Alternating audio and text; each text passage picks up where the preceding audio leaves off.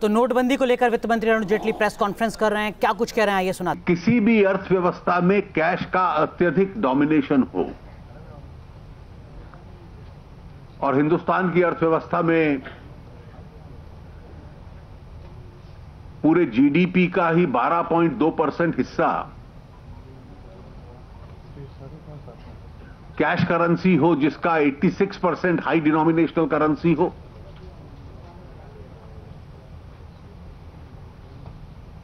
और इसके कई परिणाम रहते हैं।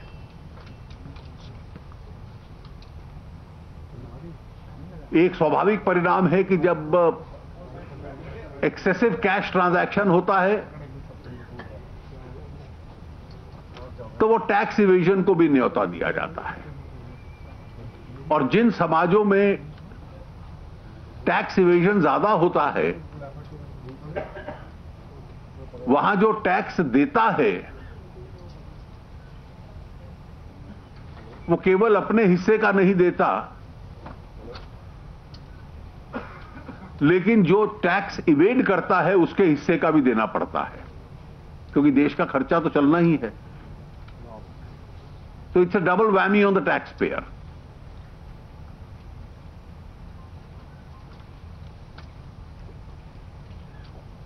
जो साधन आते हैं उससे देश का विकास होता है, गरीब का कल्याण होता है, और इसलिए जब साधन संपन्न व्यक्ति वो साधन अपनी जेब में रख लेता है तो ये एक प्रकार से अन्याय भी है, अनजस्ट एनरिचमेंट भी है, कि जो साधन किसी गरीब के कल्याण में खर्च होने हैं उन साधनों को संपन्न व्यक्ति अपनी जेब में रख लेता है। और राजनीतिक व्यवस्था में तो स्वाभाविक रूप से अधिक कैश होता है तो वो एक भ्रष्टाचार का एक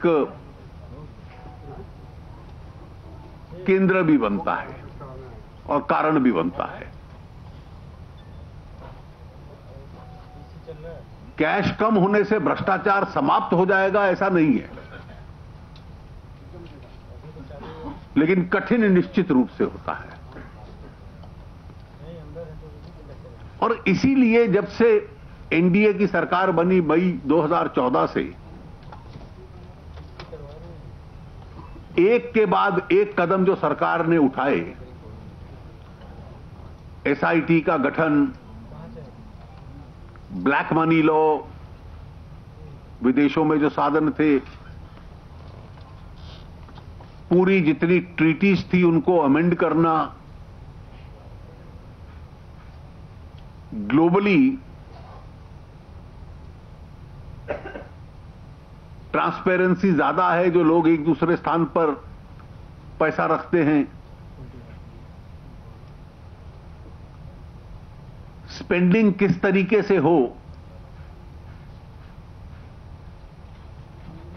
उस पे कंडीशंस लगाना, बेनामी कानून लाना,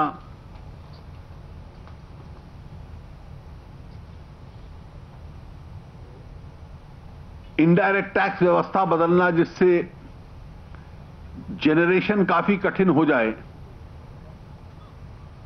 और इसके कई स्वाभाविक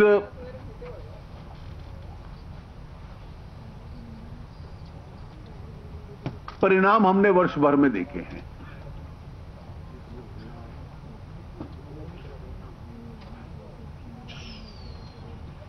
कैश का बैंकों के अंदर आ जाना, more money in the banks, इसलिए चाहे उसका एक्सपेंडिचर म्यूचुअल फंड्स में हो, कैपिटल मार्केट में हो,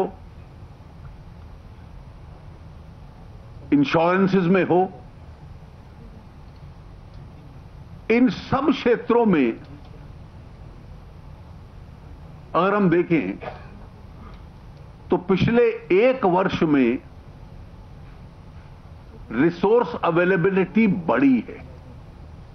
more money in the bank, more money in mutual funds, more money in the capital markets, more money in insurances. और ये अपने आप में फॉर्मल इकोनॉमी में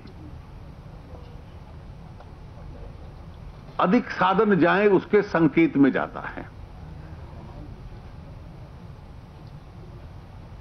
कोई डिमोनेटाइजेशन वन ऑफ सॉल्यूशन है कि इससे सारा समस्या हल हो जाएगी, ऐसा नहीं है। लेकिन इसने एक एजेंडा बदला और उस बदले एजेंडा में लेस कैश इकोनॉमी की तरफ हम जाएं। Number of individual tax assessees, उसकी संख्या नॉर्मल की तुलना में बढ़ने लगी। डिजिटल ट्रांजैक्शंस बढ़े हैं। हाई डिनोमिनेशनल करेंसी कुछ मात्रा में स्क्वीज की गई है। टेरर फंडिंग के ऊपर एक बड़ा स्क्वीज लगा है।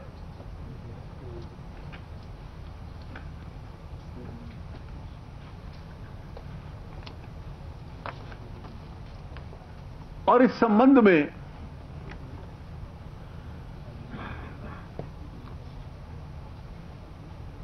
स्वाभाविक है कि किसी भी लोकतंत्र में इसकी आलोचना करने वाले भी होंगे।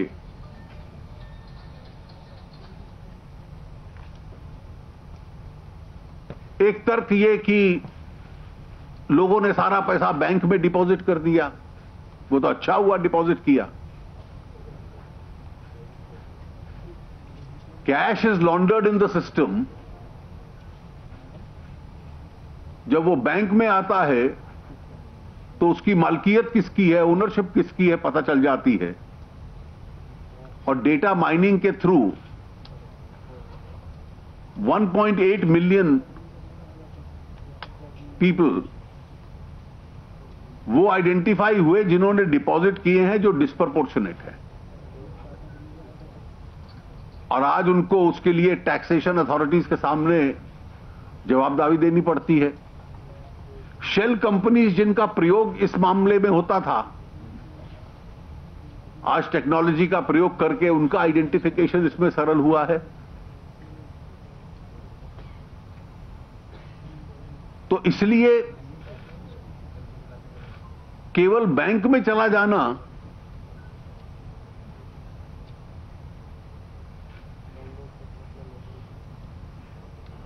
उससे डीमोनेटाइजेशन की सफलता और विफलता पे असर नहीं पड़ता। डीमोनेटाइजेशन ये एक बड़े प्रक्रिया का, विचार का एक उद्देश्य था कि भारत को less cash economy, higher tax base, higher digital transactions, more formal economy,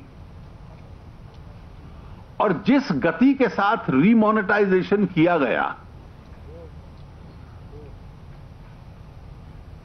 एक प्रकार से कुछ सप्ताहों में या 2-3 महीनों में,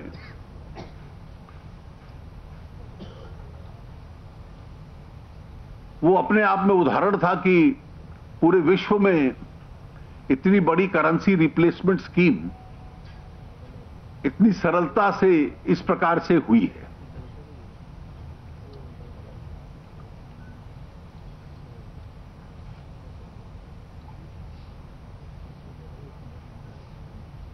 हमारे विरोधियों ने कांग्रेस की तरफ से विशेष रूप से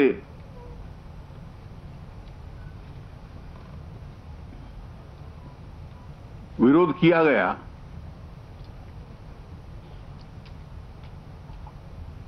दस वर्ष तक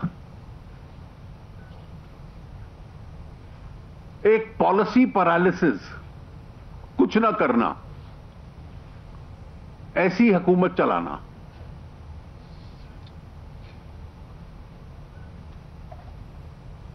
और प्रधानमंत्री जी ने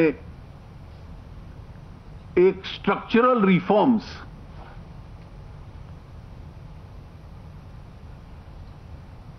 एक के बाद एक करके बदलाव लाने का प्रयास किया है।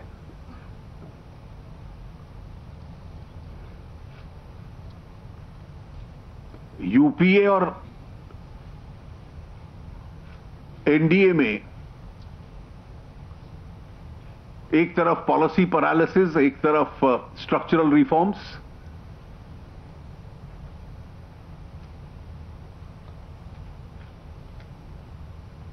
और हैरानगी तो तब है जब एक ऐसी इकोनॉमिक एक्सरसाइज जिसके पीछे एक एथिकल रैशनल है, एक मॉरल रैशनल है,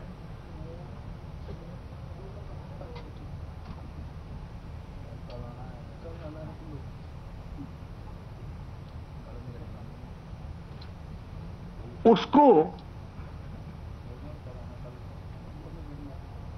लूट कहना,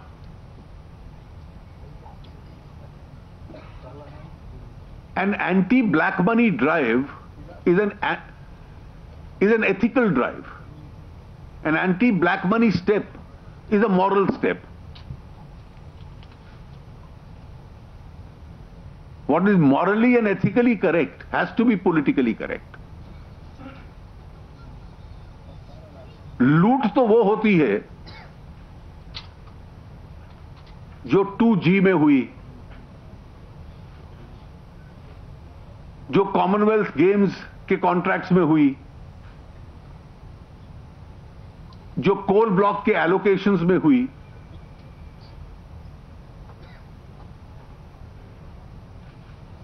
और इसलिए मुझे लगता है कि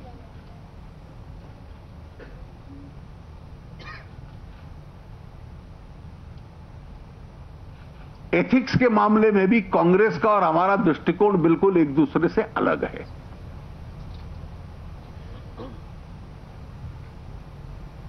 Their primary object is to serve the family, and our primary object is to serve the nation.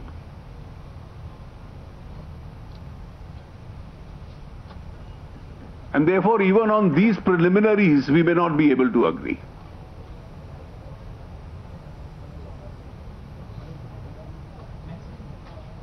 Bharatiya Janata party की तरफ से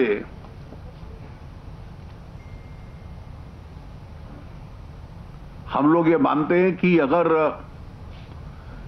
इस देश को एक डेवलप्ड देश बनना है, और आज हम लोग क्लेम करते हैं कि we are amongst the fastest growing major economies,